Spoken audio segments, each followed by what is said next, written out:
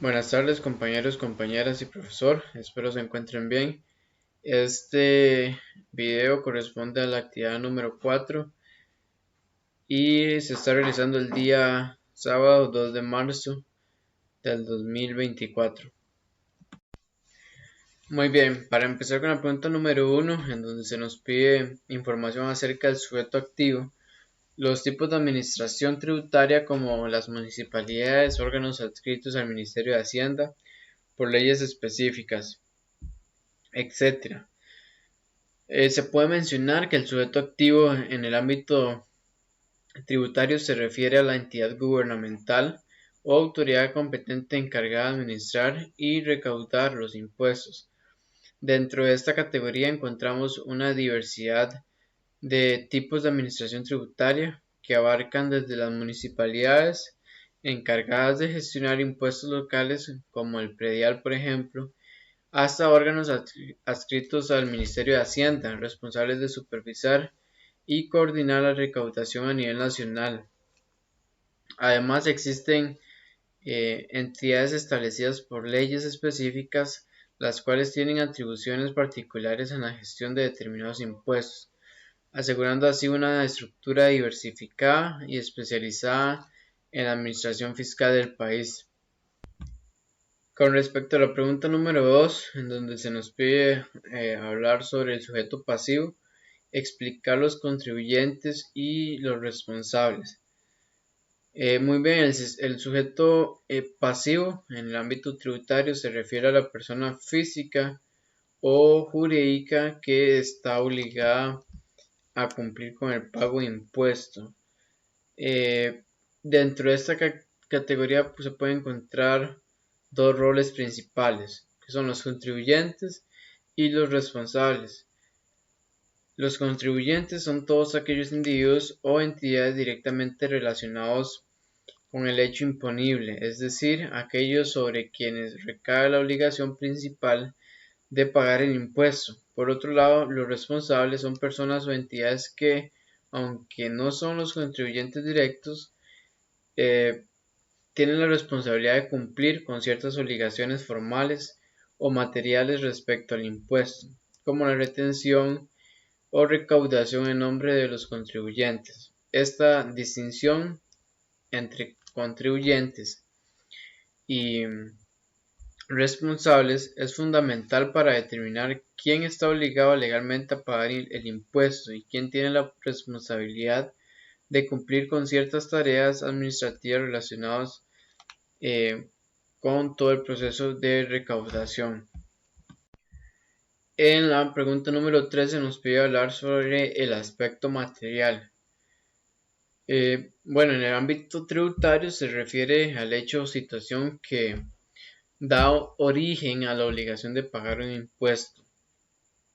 Es el elemento fundamental que determina la naturaleza del tributo y establece las condiciones bajo las cuales se genera la obligación fiscal.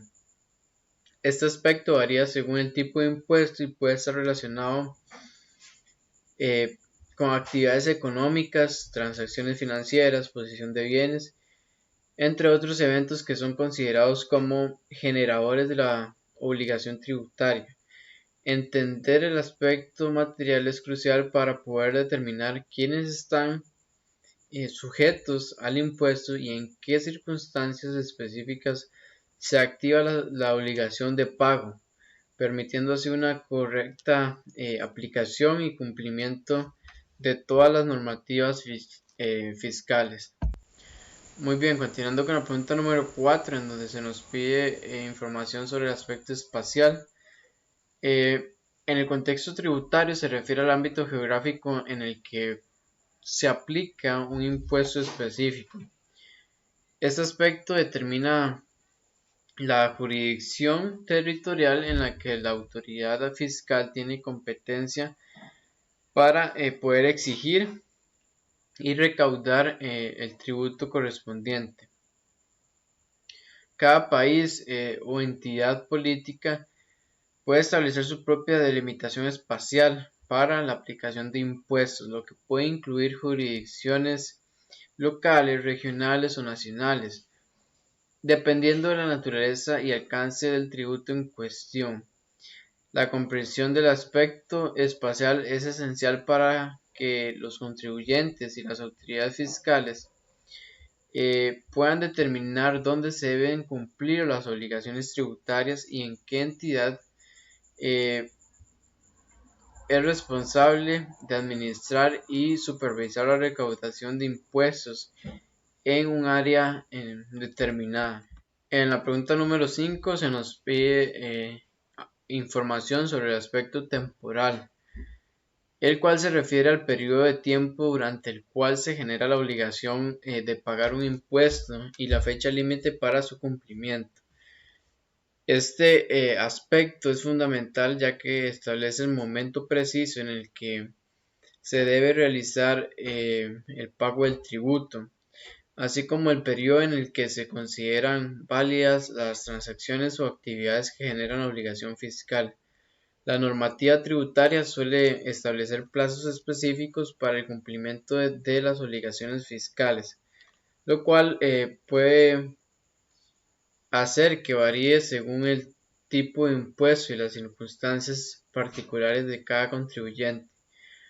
Por lo tanto, comprender el aspecto temporal es sumamente importante tanto para los contribuyentes quienes deben planificar y gestionar adecuadamente sus obligaciones fiscales, como para las autoridades fiscales que deben establecer procedimientos claros y eficientes para la recaudación oportuna de todos los impuestos. Muy bien, la pregunta número 6 se nos pide dar información acerca del nacimiento. El concepto de nacimiento, en el contexto meramente tributario, se refiere al momento en el que se origina la obligación de pagar un impuesto debido a la ocurrencia de un hecho generador definido por la ley.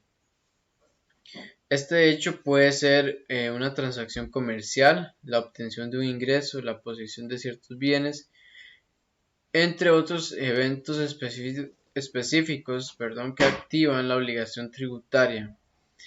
Es importante destacar que el nacimiento del tributo marca el inicio del periodo en el que el contribuyente está sujeto a las normativas fiscales pertinentes y obligado a cumplir con las obligaciones correspondientes, como la presentación de declaraciones y el pago de impuestos. La determinación precisa del momento de nacimiento de un impuesto es crucial tanto para los contribuyentes como para las autoridades fiscales, ya que define con claridad cuándo comienza a correr el plazo para el cumplimiento de las obligaciones tributarias.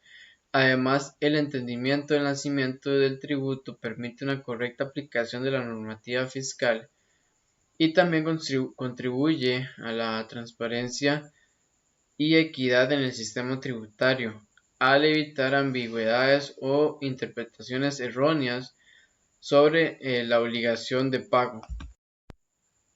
En la pregunta número 7 se nos pide dar información sobre la exigibilidad. La exigibilidad se refiere al momento en el cual la obligación de pagar un impuesto se vuelve efectiva y la autoridad fiscal tiene el derecho de reclamar su pago al contribuyente. Este momento está determinado por la normativa tributaria y puede variar dependiendo del tipo de impuesto y también de las circunstancias específicas de cada situación. Por lo general, la exigibilidad coincide con el momento en que se cumple el hecho generador del impuesto y se completa el proceso de determinación del tributo, incluyendo la cuantificación del monto adeudado. En la pregunta número 8 se nos pide dar información acerca del aspecto cuantitativo, los tributos fijos y tributos variables. El aspecto cuantitativo se refiere a la forma en que se determina la cantidad o monto del impuesto que debe pagarse. Dentro de este contexto existen dos categorías principales de impuestos, los tributos fijos y los tributos variables. Por una parte, los tributos fijos son aquellos cuya cantidad a pagar se establece en una cantidad específica independientemente de factores como el valor de la transacción o de los ingresos del contribuyente. Por otro lado, los tributos variables son aquellos cuyo monto se determina en función de ciertos parámetros como el valor de la transacción, el nivel de ingresos del contribuyente o la base imponible, lo que implica que la cantidad a pagar puede variar según estas circunstancias. Finalmente, en la pregunta número 9 se nos pide hablar sobre las normas de no sujeción. Estas normas son disposiciones legales que establecen situaciones o actividades que están exentas o no están sujetas al pago de ciertos impuestos. Estas normas pueden aplicarse tanto de forma temporal como permanente, dependiendo de la naturaleza y propósito del impuesto en cuestión. Por ejemplo, pueden existir excepciones fiscales para ciertas instituciones sin fines de lucro, bienes específicos como libros o alimentos básicos, o actividades que promuevan el desarrollo económico o social. La implementación de normas de no sujeción tiene como meta promover ciertos objetivos sociales, económicos o políticos, aliviar la carga fiscal sobre determinados sectores o actividades eh, y también incentivar ciertos comportamientos deseados por parte de los contribuyentes. eh, También, sin embargo, estas excepciones pueden generar debates sobre la equidad y la eficiencia del sistema tributario, ya que pueden conducir a distorsiones en la asignación de recursos y aumentar así la complejidad administrativa al establecer excepciones a las reglas generales de tributación. Muy bien, de esta manera concluimos la actividad número 4. Muchas gracias por la atención prestada durante el video.